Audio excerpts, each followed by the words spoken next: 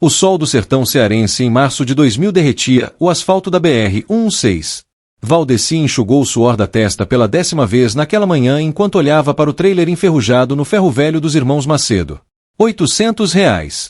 Era tudo que ele e Marinalva tinham depois que a seca matou as últimas cabras e o banco tomou a casa. R$800 por aquela lata velha que mal parecia capaz de rodar até o terreno baldio onde pretendiam estacionar. O trailer era um modelo americano dos anos 70, daqueles que você vê em filmes gringos, só que esse tinha passado décadas apodrecendo sob o sol impiedoso do Nordeste. A pintura branca tinha descascado revelando alumínio corroído, as janelas estavam rachadas, e uma das rodas estava completamente careca. Mas tinha 4 paredes e um teto, e isso era mais do que Valdeci e Marinalva tinham naquele momento. Ele funciona? Valdeci perguntou ao mais velho dos Macedo, um homem magro com dentes amarelados pelo fumo. O homem deu de ombros. Nunca testamos. Chegou aqui há uns 5 anos, o dono nunca voltou para buscar. Disse que ia viajar pro sul e abandonou aqui. Se quiser, é seu. Valdeci fez as contas mentalmente. Com o dinheiro que sobrasse, talvez conseguissem comprar comida por 2 semanas enquanto procurava trabalho em Juazeiro do Norte. Marinalva estava grávida de 6 meses. A barriga já pesava, e ela se cansava rápido no calor. Precisavam de um lugar, qualquer lugar, antes que o bebê nascesse. A gente leva, ele disse, e entregou o dinheiro suado ao homem. Os irmãos Macedo ajudaram a rebocar o trailer até o terreno baldio na saída da cidade, um pedaço de chão empoeirado cercado por arbustos secos e uma cerca de arame farpado caída. Quando o trailer finalmente parou, levantando uma nuvem de poeira vermelha, Valdeci percebeu o quanto aquela coisa era grande por dentro. Maior do que parecia de fora. A porta travou na primeira tentativa, mas cedeu com um chute. O cheiro que saiu de dentro fez Marinalva virar o rosto e tossir. Mofo, claro, mas também algo mais. Algo adocicado e podre, como carne esquecida no sol. O interior era um corredor estreito com um pequeno banheiro no fundo, uma área de cozinha com pia enferrujada, e um espaço que devia servir de quarto com um colchão apodrecido jogado no chão. Tudo coberto por uma camada espessa de poeira e teias de aranha. Marinalva entrou devagar, uma mão protegendo a barriga. Dá para limpar, ela disse, mas sua voz não soava convencida. Valdeci abriu as janelas para arejar, e foi então que notou. A estrutura interna não batia com a externa. Do lado de fora, o trailer tinha uns 6 metros de comprimento. Mas por dentro, do início da porta até a parede do fundo, não dava mais que 4,5 metros.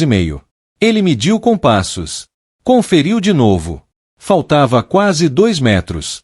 Tem algo errado aqui, ele disse para Marinalva. Ela franziu a testa, não entendendo. Valdeci bateu na parede do fundo, perto do banheiro minúsculo. O som ecoou oco. Ele bateu de novo, mais forte. Definitivamente oco. Tem um espaço atrás dessa parede. Procuraram por alguma porta, algum acesso, mas a parede parecia sólida. Era feita de compensado barato coberto por um papel contact desbotado com estampa de flores. Valdeci pegou uma faca na cozinha e começou a raspar o papel. Debaixo, encontrou parafusos. Dezenas deles, enferrujados, mantendo o painel no lugar. Por que alguém parafusaria uma parede assim? Marinalva perguntou, e sua voz tremeu levemente. Valdeci não respondeu. Pegou uma chave de fenda velha que tinha encontrado numa gaveta e começou a trabalhar nos parafusos. Levou quase 1 hora. Suas mãos ficaram doloridas, e o suor escorria em seu rosto. Mas um por um, os parafusos cederam. Quando o último saiu, o painel ficou solto. Valdeci olhou para Marinalva. Ela sentiu, mas deu um passo para trás. Ele puxou o painel. Um corredor escuro se abriu atrás dele. Não um corredor. Um compartimento. Estreito, apertado, se estendendo até o final real do trailer. O cheiro que saiu era nauseante. Valdeci cobriu o nariz e a boca com a camisa. Marinalva virou e saiu correndo do trailer, vomitando no chão empoeirado lá fora. Valdeci forçou os olhos na escuridão do compartimento. Havia algo ali dentro. Formas. Caixas empilhadas. E algo mais, algo que se mexeu quando a luz do dia invadiu aquele espaço que tinha ficado selado por anos. Um som. Fraco, raspado, como unhas em metal. Vindo do fundo do compartimento. Valdeci sentiu cada músculo do corpo se retesar. Tem alguém aí? Ele chamou, sua voz saindo mais aguda que pretendia. O som parou. Silêncio absoluto por 3, 4 segundos. Então veio de novo, mais alto, mais desesperado. Arranhões. Algo estava arranhando o metal do fundo do compartimento, tentando sair, tentando alcançar a luz. Então Valdeci ouviu uma voz. Rouca, destruída, mal-humana. Água. Antes que vocês continuem assistindo, eu preciso saber, de qual cidade vocês estão me assistindo agora? Comenta aí embaixo. Quero saber se tem alguém do Ceará que conhece essa história, ou se alguém já passou por algo parecido comprando algo usado. Porque o que Valdeci e Marinalva encontraram naquele trailer abandonado na beira da BR-16 não era apenas um compartimento secreto. Era algo que desafiava qualquer lógica, qualquer explicação racional. E nos próximos minutos, vocês vão entender por que essa história ficou enterrada por tanto tempo, porque as pessoas em Juazeiro do Norte ainda evitam falar sobre o trailer dos Macedo, e porque Valdeci nunca mais foi o mesmo depois daquele dia de março. Então comenta aí sua cidade, dá aquele like se você está gostando, e ativa o sininho porque essa história vai te deixar sem dormir hoje. Prometo! O Ceará no ano 2000 ainda era um lugar onde certas coisas passavam despercebidas. O sertão guardava segredos que nunca chegavam aos jornais das capitais, histórias que se espalhavam apenas em sussurros entre vizinhos, em conversas de boteco, em avisos velados passados de mãe para filha. Valdeci tinha 32 anos e tinha passado a vida inteira trabalhando na terra seca, tentando arrancar sustento de um solo que devolvia apenas poeira. Marinalva tinha 28, e aquele seria seu primeiro filho depois de 3 perdas que quase a destruíram. Valdeci congelou na porta do compartimento, o cérebro se recusando a processar o que tinha acabado de ouvir. Uma voz humana vindo de dentro daquele espaço que estava lacrado por anos. Impossível. Tinha que ser impossível. Marinalva, ele chamou, sem tirar os olhos da escuridão à frente. Ela apareceu na porta do trailer, ainda pálida, limpando a boca com as costas da mão. O que foi? Tem alguém aí dentro. Ela olhou como se ele tivesse enlouquecido com calor. Como assim alguém? Esse trailer estava fechado, você viu os parafusos. Eu sei. Mas tem alguém. Valdeci pegou uma lanterna velha que tinha visto na cozinha. Bateu nela até a luz fraca piscar. Apontou para dentro do compartimento. O feixe de luz revelou caixas empilhadas, garrafas vazias, cobertores sujos amontoados. E no fundo, encolhida contra a parede metálica, uma figura. Humana. Ou algo que tinha sido humano uma vez. Valdeci deixou escapar um som estrangulado. A criatura estava nua, a pele tão pálida que parecia translúcida, esticada sobre ossos proeminentes. Cabelos longos e emaranhados cobriam parcialmente o rosto. Não era possível dizer se era homem ou mulher. As mãos eram garras, unhas crescidas e curvadas, manchadas de sangue seco onde tinha arranhado o metal. Os olhos se abriram quando a luz os atingiu. Olhos enormes, adaptados à escuridão, com pupilas dilatadas que ocupavam quase toda a íris. Piscaram, lentamente, e a cabeça se virou na direção de Valdeci com um movimento mecânico, antinatural.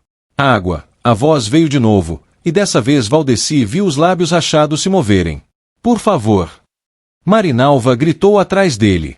Um grito agudo de puro terror que assustou os pássaros nas árvores secas ao redor.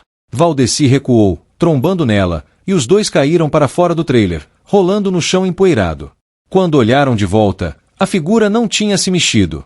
Continuava lá, encolhida no fundo do compartimento, aqueles olhos imensos fixos neles. Valdeci se levantou com pernas trêmulas. Precisava fazer algo. Ligar para alguém. Polícia. Ambulância. Algo. Mas o terreno baldio não tinha telefone, e o celular mais próximo estava a 3 quilômetros, no posto de gasolina. Fica aqui, ele disse para Marinalva. Não sai do sol. Eu vou buscar ajuda. Não me deixa sozinha com essa coisa. Ela segurou o braço dele com força. Então vem comigo. Rápido. Começaram a correr pela estrada empoeirada, Marinalva segurando a barriga, ofegante. O calor era brutal, o sol a pino fazendo o ar ondular sobre o asfalto. Levou 15 minutos para chegarem ao posto. O dono, seu Raimundo, estava dormindo numa rede na sombra. Valdeci o sacudiu, falando rápido demais, as palavras se atropelando. Tem alguém. No trailer. Preso. Não sei há quanto tempo. Precisa ligar para a polícia. Agora. Seu Raimundo piscou, confuso, mas algo no desespero de Valdeci o fez se mexer. Pegou o telefone fixo e discou. A polícia de Juazeiro disse que mandaria uma viatura, mas ia demorar pelo menos 40 minutos. Tráfico na cidade. Valdeci não podia esperar. Tem água? Ele perguntou. Comida. Seu Raimundo deu uma garrafa de água e uns pães. Valdeci pegou tudo e voltou correndo, Marinalva ficando para trás, não conseguindo acompanhar o ritmo. Quando chegou ao trailer, tudo estava exatamente como tinham deixado. A porta aberta, o compartimento exposto. Ele se aproximou devagar, a garrafa de água na mão. Eu trouxe água, ele disse para a escuridão. Não houve resposta. Valdeci deu mais um passo. Então outro. Estava na entrada do compartimento agora, o cheiro horrível fazendo seus olhos lacrimejarem. Estendeu a garrafa. A figura se mexeu. Devagar, tão devagar, começou a rastejar na direção dele. Valdeci viu que as pernas estavam atrofiadas, inúteis, arrastando atrás do corpo esquelético. A criatura se movia apenas com os braços, aquelas mãos garras arranhando o chão metálico. Quando chegou perto o suficiente, uma mão se estendeu e agarrou a garrafa. A outra se agarrou no tornozelo de Valdeci. O toque era gelado, impossível naquele calor todo. Valdeci tentou recuar, mas a mão segurava com uma força surpreendente. Quem é você? Ele conseguiu perguntar. A criatura levou a garrafa aos lábios e bebeu. Água escorreu pelo queixo, pelo peito, sendo absorvida pela pele ressecada. Bebeu até o último gole, então deixou a garrafa cair. Os olhos enormes se fixaram em Valdeci. E então, com uma voz que parecia vir de um túmulo, a criatura falou. Eu era. Leonardo. A mão ainda segurava o tornozelo de Valdeci. Ele me trancou aqui. Disse que eu era especial. Disse que ninguém nunca ia me encontrar. Quem? Valdeci sussurrou. Quem te trancou? O homem do trailer. O homem que viajava pelas estradas. Ele pegava crianças. A última palavra saiu como um soluço. Valdeci sentiu o estômago revirar. Quantos anos você tem? Não sei mais. Eu tinha 11 quando ele me pegou. Foi em 92. Eu acho. Parei de contar. 8 anos. A criatura tinha estado trancada naquele compartimento por 8 anos. Valdeci sentiu lágrimas quentes escorrerem por seu rosto. Como você sobreviveu? Leonardo, se aquela coisa ainda podia ser chamada por esse nome, soltou uma risada que era mais um estertor. Ele voltava. Às vezes. Meses sem aparecer, depois voltava. Trazia água, comida. Apenas o suficiente. Dizia que eu tinha que aprender. Que eu tinha que ser paciente. E depois? Ele parou de voltar. Faz muito tempo. Não sei quanto. A água acabou. A comida acabou. Eu comi os ratos que entravam. Bebi a umidade das paredes quando chovia. E esperei. Esperei morrer. Mas não morri. A mão finalmente soltou o tornozelo de Valdeci. Leonardo rastejou de volta para o canto, como um animal ferido voltando para sua toca. Você não devia ter aberto. Eu deveria ter morrido aqui. Era para ser meu túmulo. Valdeci ouviu o som de sirenes ao longe. A polícia estava chegando. Ele recuou do compartimento, saiu do trailer e caiu de joelhos no chão quente. Marinalva estava voltando, correndo desajeitada, e quando viu o marido naquele estado, começou a chorar também. A viatura da polícia parou levantando poeira. 2 policiais saíram, mãos nos coldres, expressões desconfiadas. Valdeci tentou explicar, mas as palavras não saíam direito. Apenas apontou para o trailer. Os policiais entraram. Valdeci ouviu um deles gritar, depois o som de vômito. Quando saíram, estavam pálidos. Um deles pegou o rádio e começou a falar rápido, pedindo ambulância, pedindo reforço, pedindo que trouxessem alguém preparado para lidar com o que quer que fosse aquilo. Levou 3 horas para a ambulância chegar. Quando os paramédicos finalmente entraram no compartimento, Leonardo tinha perdido a consciência. Ou talvez apenas desistido de interagir. Eles o carregaram numa maca, coberto por um lençol. As pessoas que começavam a se juntar na estrada recuavam ao ver a forma esquelética sob o tecido. No hospital de Juazeiro do Norte, os médicos não sabiam por onde começar. Leonardo estava em um estado que desafiava a medicina. Desnutrição extrema, músculos atrofiados, ossos deformados pela falta de movimento. Mas estava vivo. Contra todas as probabilidades, estava vivo. Valdeci e Marinalva foram interrogados por horas. Contaram tudo, desde a compra do trailer até a descoberta. A polícia foi ao ferro velho dos irmãos Macedo. O mais velho se lembrava do homem que tinha deixado o trailer. Alto, magro, sotaque do sul. Tinha dito que estava viajando e precisava deixar o trailer ali por um tempo. Nunca voltou para buscar. Nunca pagou as taxas de armazenamento. Ninguém tinha achado estranho. Era comum, pessoas abandonando veículos velhos pelo sertão. Começaram a procurar nos arquivos. Desaparecimentos de crianças entre 1990 e 1995. Encontraram 17 casos nunca resolvidos ao longo da BR-116, de Fortaleza até Bahia. Crianças que simplesmente desapareceram. A maioria meninos, entre 8 e 12 anos. Leonardo Ferreira dos Santos tinha desaparecido em junho de 1992, em Crato. Estava voltando da escola quando sumiu. A mãe procurou por anos, colocou cartazes, implorou na TV local. Nada. Agora ela estava no hospital, segurando a mão daquilo que restou de seu filho, chorando e sussurrando orações. Mas Leonardo não era o único. Quando a perícia examinou o compartimento com mais cuidado, encontraram coisas. Roupas pequenas, tênis infantis, mochilas escolares. 12 conjuntos diferentes. 12 crianças. E embaixo do piso falso, embrulhados em plástico, ossadas. 6 delas. Crianças que não tinham sobrevivido como Leonardo. Crianças que morreram naquele espaço apertado, no escuro, sozinhas. O caso explodiu na mídia nacional. Jornalistas de São Paulo, do Rio, desceram para o Ceará. O trailer foi levado para análise forense. Valdeci e Marinalva se viram no centro de um furacão de atenção que não queriam, não pediam, não conseguiam processar. Eles só queriam um lugar para morar. Só queriam sobreviver. E tinham tropeçado no inferno. O homem do trailer nunca foi encontrado. A polícia procurou, claro. Seguiram pistas que levavam a lugar nenhum.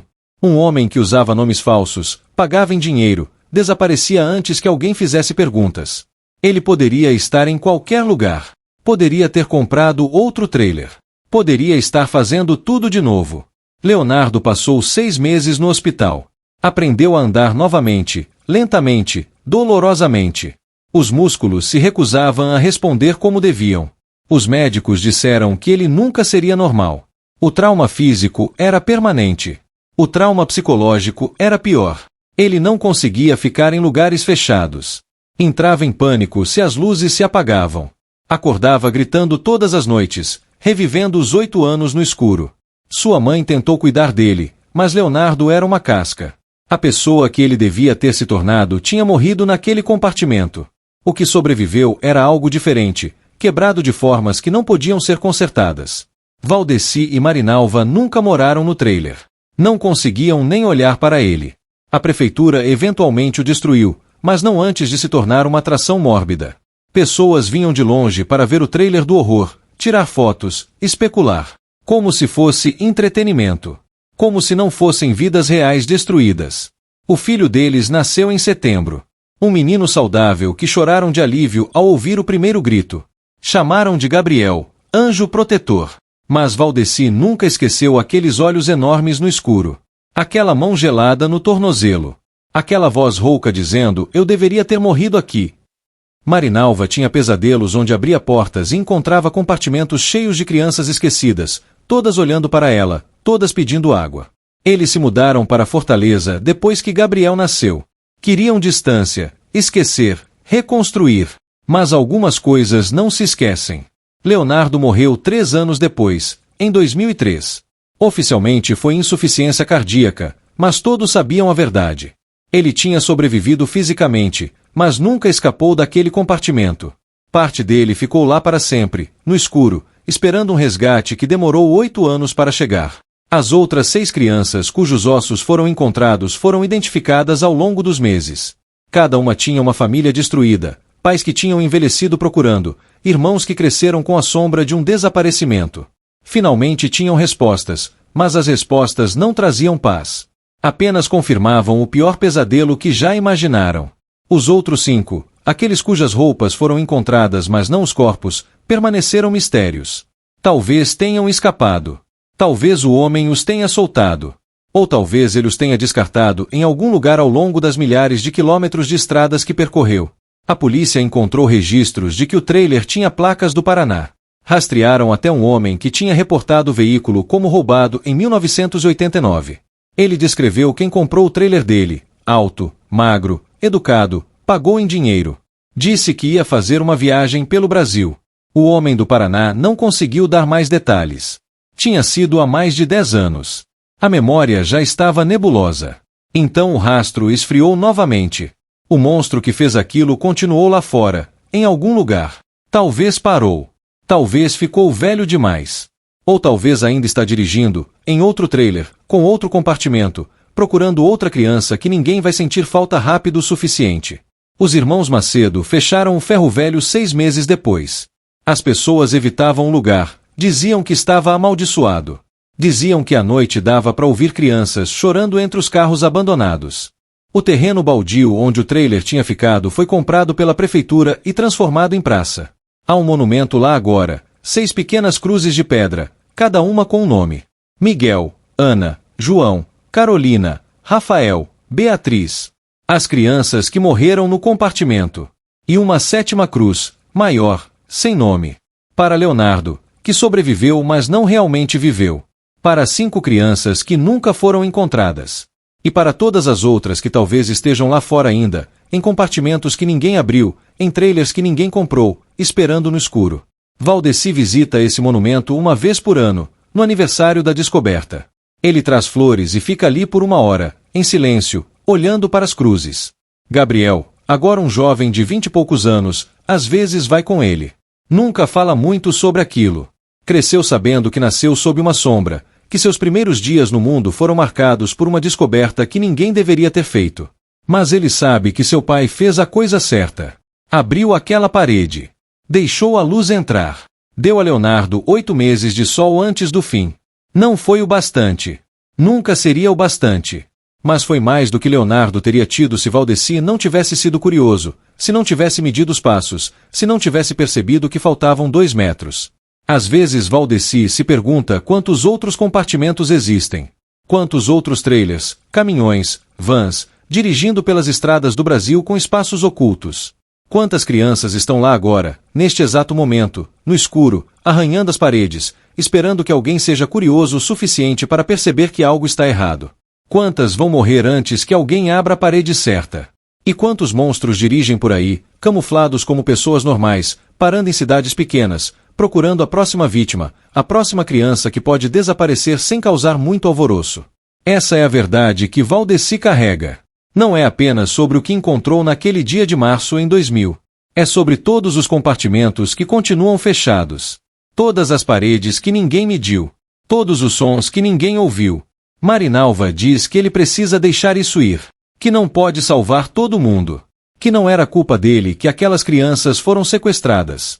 Mas Valdeci sabe que se ele não tivesse comprado aquele trailer específico, se os irmãos Macedo tivessem vendido para outra pessoa, ou deixado apodrecer mais alguns anos, Leonardo teria morrido ali.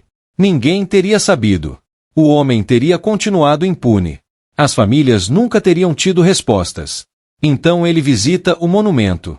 Traz flores. E se lembra. Se lembra que a maldade existe. Que pessoas fazem coisas inimagináveis. E que às vezes, apenas às vezes, a curiosidade pode ser a diferença entre justiça e esquecimento. Entre luz e escuridão eterna. O sol do sertão continua implacável. A BR-116 continua cortando o Ceará de norte a sul, levando milhares de veículos todos os dias. E em algum lugar, talvez, outro trailer roda lentamente pela estrada. Outro compartimento guarda outro segredo. Outra criança arranha outra parede no escuro. Esperando. Sempre esperando. Mas essa história, pelo menos essa, chegou ao fim. As cruzes de pedra sob o sol do Ceará são prova disso. São prova de que alguém se importou o suficiente para procurar. Para abrir. Para deixar a luz entrar. Mesmo que a luz tenha chegado tarde demais.